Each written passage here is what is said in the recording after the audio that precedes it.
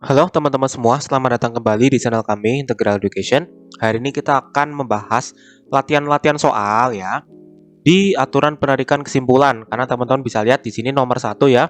Ini soal simulasi UTBK real dari BP3 ya, mengenai aturan penarikan kesimpulan. Nah, kemarin saya udah bikin videonya ya untuk materinya, materi khususnya mengenai aturan penarikan kesimpulan. Ada modus tollens, modus ponens, silogisme, dan hukum De Morgan. Nah, teman-teman diharapkan sudah menonton video itu dulu ya sebelum ke sini, supaya tidak bingung ya nanti dalam belajarnya ke bawah ya. Nah, di sini kita punya 3 soal ya. Soal pertama saya ambil dari simulasi UTBK di web BP3 itu. Ya, sekali lagi teman-teman diharapkan sudah mengecek ya, karena kemungkinan akan keluar sih kalau dari BP3-nya langsung. Terus yang nomor 2 dan nomor 3 ini soal dari saya. Oke. Ya, kita langsung ke nomor 1 aja. Oke, ini soalnya, ini pilihannya ya. Jadi, apabila jeruk siap panen, jeruk terasa empuk jika ditekan. Kulitnya berwarna kuning langsat dan jika tergores keluar aroma wangi. Jadi, ini yang saya kursorin ini adalah ciri-ciri jika jeruk siap panen. Oke. Hal-hal tersebut membuat nilai jeruk semakin tinggi, nilai jual ya. Nah, jika buah jeruk terasa keras jika ditekan, berwarna hijau dan tidak mengeluarkan aroma, manakah kesimpulan yang benar? Nah, sekarang kita lihat pernyataan-pernyataannya apa aja. Jadi saya bilang di sini P adalah jeruk siap panen. Ini kan yang awal kan? Apabila jeruk siap panen ya, berarti jika jeruk siap panen. Terus jeruk terasa empuk jika ditekan, bla bla bla bla bla bla. Ini adalah key ya. Jadi ini adalah ciri-ciri ini, semua ini adalah key. Ya, tidak perlu saya sebutkan lagi ya. Nah, berikutnya muncul negasi key di sini nih ya kan. Jika buah jeruk terasa keras jika ditekan, ya kan tadi empuk jika ditekan. Nah, ini keras jika ditekan. Terus kulitnya berwarna kuning langsat ya. Ini berwarna hijau.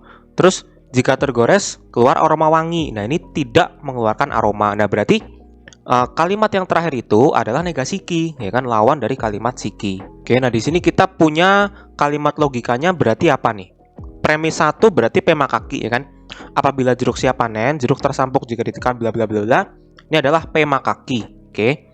Terus yang kalimat terakhir itu adalah negasi Q ya kan. Buah jeruk terasa keras, berwarna hijau, tidak mengeluarkan aroma, itu adalah negasi Q. Nah, ini kesimpulannya adalah apa? Negasi P ya kan, berdasarkan modus tollens kemarin.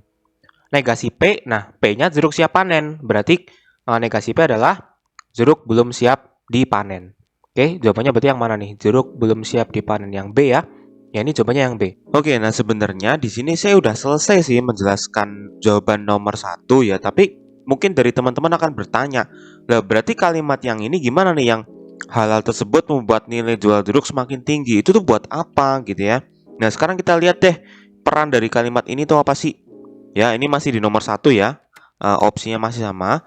Nah, ini pertanyaannya kan bagaimana dengan kalimat ini?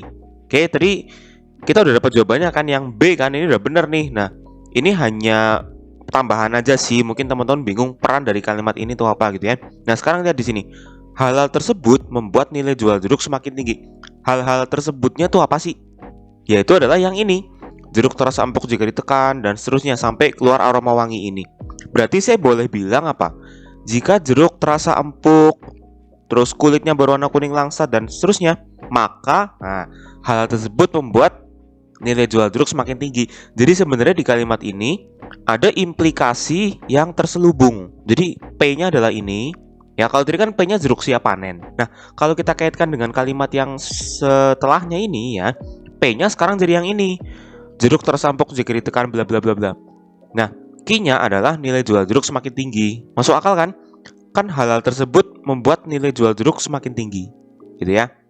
Nah, terus lanjut ke kalimat akhirnya. Ini kan kalimat yang akan menentukan konklusinya kan. Ini adalah negasi P kan. Jeruk terasa keras, berwarna hijau, tidak mengeluarkan aroma. Itu kan negasi P. Nah, berarti kita udah dapat nih model kalimatnya seperti ini. Ya, pertama kan P maka Q. Ya kan? Jika jeruk terasa empuk jika ditekan, bla bla bla bla, maka nilai jual jeruk semakin tinggi kan gitu. Nah, terus berikutnya premis terakhir adalah negasi P, jeruk terasa keras jika ditekan, bla bla bla bla. Nah, ini apa ini? Ini adalah kesalahan penarikan kesimpulan dalam modus tollens, ya kan? Karena modus tollens itu boleh ditarik kesimpulan kalau sini negasi Q, ya. Kalau ini negasi P, tidak ada kesimpulannya. Bukan berarti kesimpulannya negasi Q loh ya. Nah, berarti kesimpulannya tidak ada. Ya, bukan kesimpulannya negasi Q itu, bukan ya. Jadi teman-teman jangan pilih jawaban A atau C, karena A atau C kan itu negasi Q itu, ya nggak? Kan ini nilai jual jeruk semakin tinggi. Nah, berarti negasi Q-nya itu adalah bisa A, bisa C kan? Ini sebenarnya maknanya hampir sama sih ya. Tapi ini adalah jawaban yang salah karena ini adalah kesalahan penarikan kesimpulan dalam modus Tollens. Jadi jangan pilih jawaban A atau C.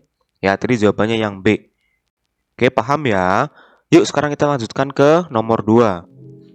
Nah, ini nomor 2 apa nih? Seorang pedagang menginginkan pendapatannya meningkat 2 kali lipat jika ia sudah menikah dan punya rumah.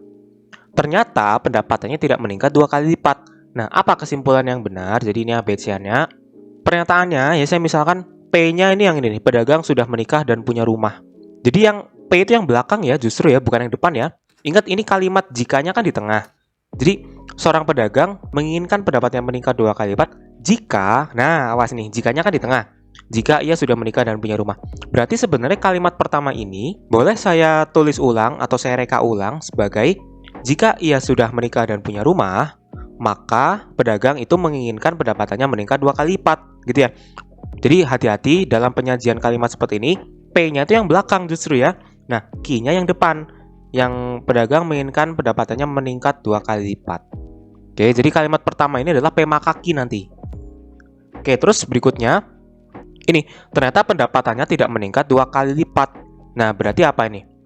Negasi Q, ya kan? Pendapatannya tidak meningkat 2 kali lipat. Kan Q-nya ini. Jadi negasi Q-nya tidak meningkat. Oke? Nah, model kalimatnya seperti apa? Premis satunya berarti ini, yang kalimat pertama kan P maka Q, tadi udah saya bahas ya. Terus pendapatan tidak meningkat 2 kali lipat, negasi Q. Nah, ini sama seperti tadi, ya kan? Ini adalah modus Tollens lagi. Kesimpulannya adalah negasi P. Nah, P-nya apa P-nya? P-nya kan ini. Pedagang sudah menikah dan punya rumah. Nah, kita pakai hukum De Morgan di sini. Kenapa? Karena ini adalah kalimat majemuk, ya kan? Pedagang sudah menikah dan, nah ini ada dan ini, dan punya rumah. Nah, ingat kalau negasi dari kalimat majemuk dengan konjungsi dan seperti ini ya, maka apa negasinya masuk ya? Dannya berubah jadi atau. Ya, jadi saya mau negasikan ini P. Ya, berarti negasinya adalah pedagang sudah menikah, negasinya belum menikah. Pedagang belum menikah dan berubah jadi atau. Jadi atau terus itu punya rumah, berarti negasinya belum punya rumah. Ya, jadi jawabannya yang B. Oke, teliti yang ngerjainnya ya. Nah, oke, sekarang kita lanjut ke nomor 3. Ini yang terakhir ya. Nah, ini siapa nih? Ini si Ucok lagi nih. Ucok siapa sih dari kemarin ya, muncul terus. Jika hari ini hujan, si Ucok ini tidak berangkat ke sekolah. Jika Ucok tidak berangkat ke sekolah, Ucok bermain game di rumah. Nah, berdasarkan ramalan cuaca, jika hari ini hujan, maka besok tidak hujan. Pada hari Senin, Ucok tidak bermain game di rumah. Maka, ayo ini kayaknya kok banyak banget ya kalimatnya. Nggak apa-apa, ya kita lihat satu-satu. Yuk kita bikin pernyataannya dulu. P-nya apa? P-nya yang depan, jelas ya, hari ini hujan. Terus Ucok tidak berangkat ke sekolah, itu Q. Awas di sini Q-nya tuh saya pakai Ucok tidak berangkat ke sekolah loh ya. Berarti kalau negasi Q-nya nanti Ucok berangkat ke sekolah. Ya, hati-hati. Terus, ini baru nih Ucok bermain game di rumah, berarti R. Ya. Terus berikutnya ada apa lagi yang baru? Ini, besok tidak hujan. Ya, saya misalkan S, jadi PQRS. S-nya adalah besok tidak hujan. Bedakan sama P ya, P-nya kan hari ini hujan. Nah, S-nya tuh besok tidak hujan. Oke. Nah, premis 1 berarti apa? Jika hari ini hujan, Ucok tidak berangkat ke sekolah. Berarti P maka Q kan?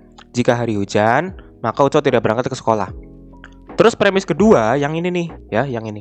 Jika Ucok tidak berangkat ke sekolah, Ucok bermain game di rumah. Nah, itu dia. Ucok tidak berangkat ke sekolah, Q. Ucok bermain game di rumah, R. Berarti Q maka R. Oke. Terus premis 3.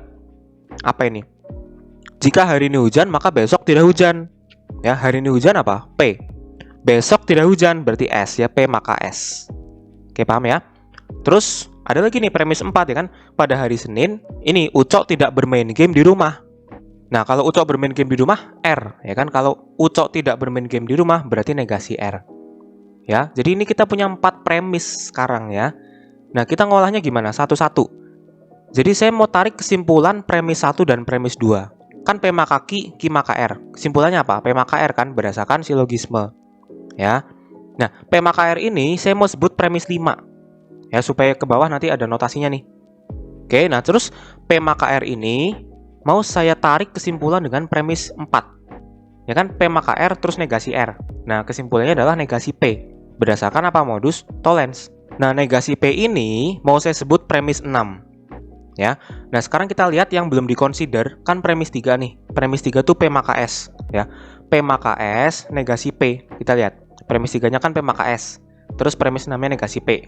Ini negasi P tadi barusan kita dapat ya dari premis 5 dan premis 4. Nah, untuk kasus ini ya, P maka S terus negasi P, ini terjadi kesalahan dalam penarikan kesimpulan modus tollens. Jadi belum tentu kesimpulannya adalah negasi S, ya. Kan kalau modus tollens tuh apa? P maka S negasi S. Ya, kesimpulannya negasi P. Nah, sekarang ini P maka S, ini negasi P nih. Nah, berarti kan kesimpulannya belum tentu negasi S. Negasi S apa? Besok hujan. Berarti kan S-nya kan besok tidak hujan. Berarti negasi S-nya besok hujan. Nah, ini belum tentu nih. Belum tentu besok ini hujan. Nah, besok hari apa? Hari Selasa kan sekarang hari Senin.